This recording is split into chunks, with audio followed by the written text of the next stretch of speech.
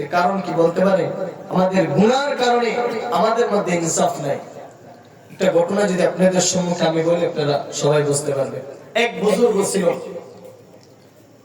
এই বুজুর্গের একজন খাদেম ছিল। তো কোথায় সফরে যাইতেছি,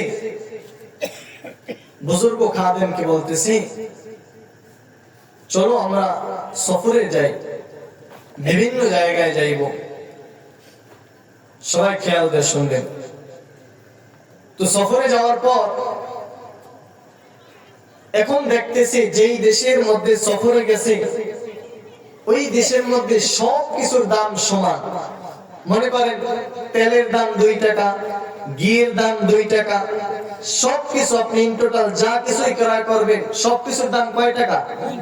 2 টাকা। এখন বলেন সবকিছুর দাম যদি 2 টাকা হয় তাহলে ওই দেশে কি কোনো ইনসাফ আছে? আছে? ইনসাফ নাই। তো ওই বুজুর্গ তার খাদেমকে বলতেছে যে দেখো, যেই দেশের মধ্যে আমরা আসলাম এই দেশের মধ্যে তো ইনসাফ নাই। ঘি আর তেলের দাম যদি সমান হয় তাহলে সে দেশের মধ্যে ইনসাফ থাকতে পারে? পারে না। তো বুজুর্গ খাদেমকে বলল, যেখান থেকে আমরা অন্য দেশে চলে যাই। খাদেম বলতেছে, আমি এই দেশ থেকে অন্য দেশে যাইব না। কারণ হইল আমার শরীরের মধ্যে তেমন কোনো পাওয়ার নাই, আমার শরীরের মধ্যে তেমন গোস্ত নাই। এই দেশের মধ্যে যদি 2 টাকা ক্রয় করে ঘি খাইতে পারি তাহলে আমার শরীরের মধ্যে গোস্ত বাইরে যাই। তো তার উস্তাদের কথা শুনলো না। তো উস্তাদ মনে মনে চিন্তা করছে, যেহেতু আমার কথা শুনলো তাহলে আমি অন্য দেশে চলে যাই। ভাইরা আমার, ওই মুরিদের উস্তাদ অন্য দেশে চলে গেল। হঠাৎ করে একদিন 2 চোরাই চুরি করতে গেল এক বাড়ির মধ্যে চুরি করার পর যখন দেওয়াল থেকে চুরি করতে যাইবে, এক চোরাই দেওয়াল টপকে যায় মারা গেছে সাথে সাথে। আর অন্য যে চোরা ছিল ওই চোরাই মহামান্য বিচারালয় আদালতে গেছে। বাদশার কাছে যায় বলে, বাদশা নামদার, গতকালকে আমরা 2 জনে চুরি করতে গেছিলাম। আমার যে সাথী ভাই ছিল ওই সাথী ভাই যখন দেওয়াল টপকে আমরা চুরি করতে যাইব ওই সময় ওই দেওয়াল থেকে পয়রা ইন্তেকাল করেছে। এখন আপনার কাছে বিচার চাই, আপনার কাছে বিচার চাই। তো বাদশা বলতেছি, ঠিক আছে, এই বাড়িওয়ালাকে ডাকো, তোমাদের বিচার কইরা দেব। বাদশা বাড়িওয়ালাকে খোঁজ দিলেন। যখন বাড়িওয়ালাকে ডাইকা আনলেন, বাড়িওয়ালাকে বলতেছে, এই বাড়িটা কার? বলে আমার। বলে তোমার ফাঁসি হয়ে যাইবে।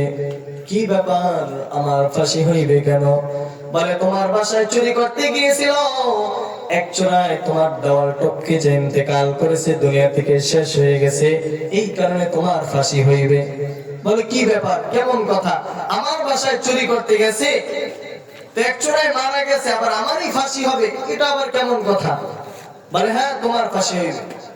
তো বাড়িওয়ালা বলে যে বাদশা, আমার তো কোনো দোষ নাই, কারণ হইল সে দেওয়াল টপকে সে পয়রা মারা গেছে, ওই দেওয়াল যে বানাইছে তার দোষ। তারে ডাকো, তারে ডাকো। ওই যে মেস্তুরি ছিল মেস্তুরিকে ডাকা হইল। মেস্তুরিকে ডাকার পর বাদশা জিজ্ঞাসা করতেছে, এই দেওয়াল কি তুমি গেঁথেছো? বলে হ্যাঁ। বলে তোমার ফাঁসি হইবে। বলে কি ব্যাপার, আমার ফাঁসি কেন হইবে? বলে তুমি যে দেওয়াল গেঁথেছো এই দেওয়াল টপকে যে তোমার এক ভাই ইন্তেকাল করছে, এই কারণে তোমার ফাঁসি হইবে। বলে বাদশা, আমার কোনো দোষ নাই, কারণ হইল আমি যখন এই দেওয়ালটা গাঁথি, যখন আমি দেওয়ালের মধ্যে পানি দিব তখন পিছন থেকে একটা হাতি আসলো, এই হাতির কারণে ওই সিমেন্টের মধ্যে একটু পানি বেশি হয়ে গেছে, এই কারণে এই দেওয়ালটা নরমাল হয়ে গেছে। এই কারণে সে পরে ইন্তেকাল করেছে। বলে ওই হাতিওয়ালাকে তারে ডাকো। কারে ডাকবে? হাতিওয়ালারে ডাকো। হাতিওয়ালা আনলো ডাইকা। হাতিওয়ালা আনলো, আয়েশা এখন বলতেছে, বাদশা আপনি কি আমাকে ডাকছেন? বলে জি। বাদশা বলতেছে তোমার ফাঁসি হবে। বলে কি ব্যাপার? বলে তোমার হাতির কারণে এই লোকের আজকে ইন্তেকাল হয়ে গেছে। বলে তাতে আমার কি দোষ হয়েছে? বলে তোমার হাতি জোরে দাওয়ার দিয়েছে, এই কারণে তার পানির মধ্যে, সিমেন্টের মধ্যে, বালির মধ্যে একটু পানি বেশি হয়ে গেছে, এই কারণে এই দেওয়াল ভাঙা পড়ে গেছে, এই কারণে তোমার ফাঁসি হবে। বলে বাদশা আমার তো কোনো দোষ নাই, কারণ আমার হাতি যখন দৌড়ে আসে তখন পিছন থেকে একটা মেয়ে তার অলংকার পরা ছিল শরীরের মধ্যে, ওর ঝুনঝুনের আওয়াজের কারণে আমার হাতিটা দৌড় দিয়েছে। বলে তাকে ডাকো। এখন ওই অলংকারওয়ালাকে ডাকলো। অলংকারওয়ালাকে ডাকার পর বলে কি ব্যাপার, তুমি যে এই ঝুনঝুনি বানাইছো, তোমার এর কারণে আজকে একজনের ইন্তেকাল হয়েছে। বলে তাতে আমার কি হয়েছে? বলে তোমার ফাঁসি হইবে। এখন ওই যে অলংকারওয়ালা সে বড় পেরেশানির মধ্যে পড়ে গেল যে কি ব্যাপার, কি কথা বলতেছে যে তোমার ফাঁসি হইবে। বাচ্চা নামদার ফাঁসির রায় দিয়েছে, তোমার অমুক দিন ফাঁসি হইবে। ঠিক আছে, তোমার অমুক দিন ফাঁসি হইবে। অলংকারওয়ালা ভাই বড় পেরেশানির মধ্যে পড়ে গেল, আমার ফাঁসি হয়ে যাইবে। যখন ফাঁসির আদালতে নেওয়া হইল, যখন তাকে ফাঁসি দিবে, ওই যে ফাঁসির আসামিতে যখন তার গলার মধ্যে যখন রশিটা পরাইবে, দেখতেছে এই রশি তার গলার মধ্যে হয় না। এখন বাদশা বলতেছি যে এই রশি তো তার গলার মধ্যে লাগে না, তাহলে তাকে ফাঁসি দেওয়া যাবে না। দেখেন কেমন নির্বোধ বাদশা। এখন বাদশা বলতেছে এই দেশের মধ্যে দেখো এই দড়ির মাপের কার গলা আছে তাকে ফাঁসি দেওয়া হইবে। দেখছেন কোথায় কোথায় কারবার। প্রথম কাকে দোষ দিয়েছে? বাড়িওয়ালাকে। এরপরে ওই যে সিমেন্ট, এরপরে রড বালি এগুলো যারা মিক্স করছে তার দোষ দিয়েছে, তার ফাঁসি হইবে। এরপরে হাতিওয়ালাকে, হাতিওয়ালা থেকে অলংকার ব্যক্তিকে। এখন তার ফাঁসি কি গলা কি ছোট খাটো, এই কারণে তার ফাঁসি হইবে না। এখন মহামান্য বিচারালয় আদালত বলতেছে এই দেশের মধ্যে দেখো কার গলার সাথে এই ঘড়িটা মিলে যায় তার ফাঁসি হইবে। এখন এই বাদশার যে খাদেম ছিল, এই খাদেম বিভিন্ন জায়গায় ঘুরতেছে আর দেখতেছি এই দড়ির মাপটা কার গলায় হয়। এদিকে আমি শুরুতেই বলছিলাম যে এক বুজুর্গ তার খাদেমকে নিয়ে সফরে বের হয়েছিল, মনে আছে কি? মনে আছে? তাই বলছিল কি যে আমার শরীরের মধ্যে গোস্ত নাই, তো আমি যদি একটু ঘি খাই তাহলে আমার শরীরের মধ্যে গোস্ত হয়তো হইতে পারে, আমার শরীর হয়তো, আমি এখন পাতলা মানুষ, আমি এখন মোটা হয়ে যাইতে পারি। তো এখন বাদশা যে একজন খাদেম ছিল, খুঁজা খুঁজা খুঁজা খুঁজা খুঁজ করতে করতে করতে করতে ওই যে বুজুর্গের যে একজন গোলাম ছিল, এই গোলামের গলার মধ্যে ওই রশিটা খাপে খাপে খায়, মিলে যায়। এখন ওই বুজুর্গের গোলাম কেন বলে এদিকে আসো, তোমাকে বাদশা ডাকতেছে। তো বুজুর্গের গোলাম চলে আসলো। বলে কি ব্যাপার? বলে তোমার ফাঁসি হইবে। কেন? আমার কি অপরাধ? বলে তোমার কোনো অপরাধ নাই, এই ফাঁসির আজকে যার ফাঁসি হইবে তার গলার সাথে রশির সাথে খাপ খায় না, এই কারণে তার ফাঁসি হইবে না। আর তোমার গলার সাথে এই রশির সাথে ফাঁস খায়, এই কারণে তোমার ফাঁসি হইবে। বলে তোমার কোন অভিযোগ আছে কিনা? জি বাদশা, আমার অভিযোগ আছে। বলে কি অভিযোগ?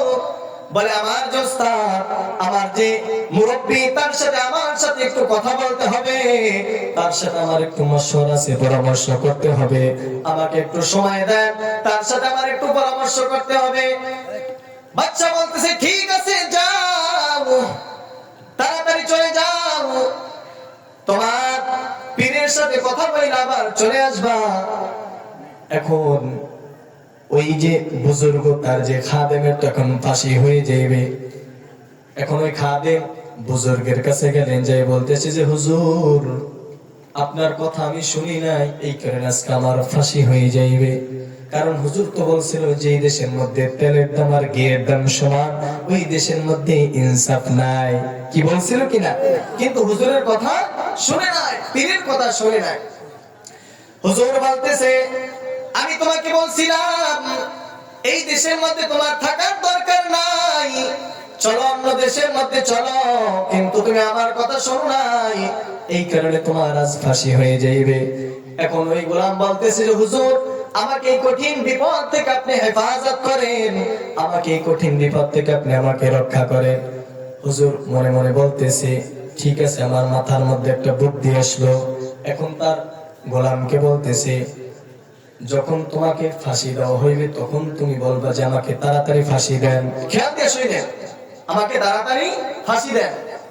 আর ওই যে ছাত্র যে উস্তাদ, অর্থাৎ যে খাদেমের যে উস্তাদ, সেও বলবে ওই যেখানে ফাঁসি দেবে ওইখানে যাই বসবে, মহামান্য বিচারালয় আদালত ফাঁসিটা আমাকেই দিয়ে দেন, আর তোমার কোনো কাজ নাই, আর যা করার আমিই করব।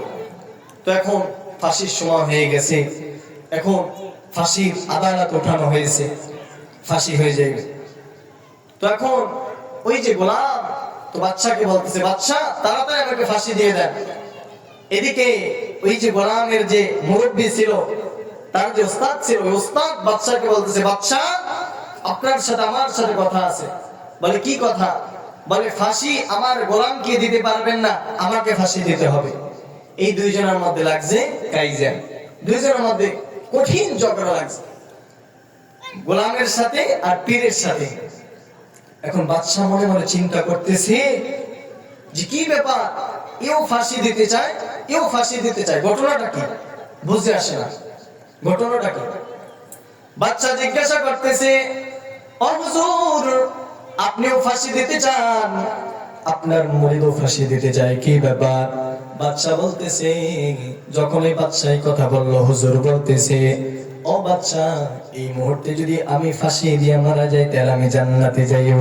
বাদশা মনে মনে বলতেছে জীবনে তো কাম কুকাম কম করি নাই, জীবনে গুনার কাজ কম করি নাই, ও মহামান্য বিচারালয় আদালত তারও ফাঁসি হইবে না, তারও ফাঁসি হইবে না, আমি বাদশার আজকে ফাঁসি হইবে। চিন্তা করছেন কত বড় নির্বোধ, কার ফাঁসি হইবে?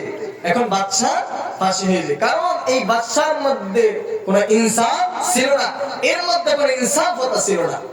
ভাইরা আমার, এখন আপনাদেরকে আমার বুঝাইতে সুবিধা হবে। ওমরের জামানায় আমিরুল মুমিনিন খলিফাতুল মুসলিমিন হযরত ওমর ফারুক রাদিয়াল্লাহু তাআলা আনহু একদিন মসজিদে নববীতে বয়ান শেষ করার পর মসজিদে নববীর বারান্দায় বসে গেল। ও যুবক ভাই, ও পর্দার আম্মা জান, খেয়াল করে শুনেন, হযরত ওমর, যে ওমর কেমন ছিলেন, যে ওমর যেই রাস্তা দিয়ে চলাফেরা করত, ওই রাস্তা দিয়ে শয়তান 40 দিন পর্যন্ত অতিক্রম করত না। কে সেই ওমর? যে ওমর আপনার আমার নবী দুজাহানের সরদার নবী আলাইহিস সালাতু ওয়াস সালামের গর্দান আনার জন্য যায়। কে সেই ওমর? যে ওমর গর্দান আনার জন্য যায়, সে ওমর রাসূলের হাতে কালিমা পড়ে মুসলমান হয়ে গেছে। ভাইরা আমার, 5 মিনিটের মধ্যে আবার ওমর তরবারি নিয়ে দাঁড়ায় যায়। মুহাম্মাদের বিরোধিতা যে করবে আমি তার গর্দান ফেলাই দেব, তাকে জমিনের মধ্যে আর রাখবো না। সে ওমর রাষ্ট্র পরিচালনা করে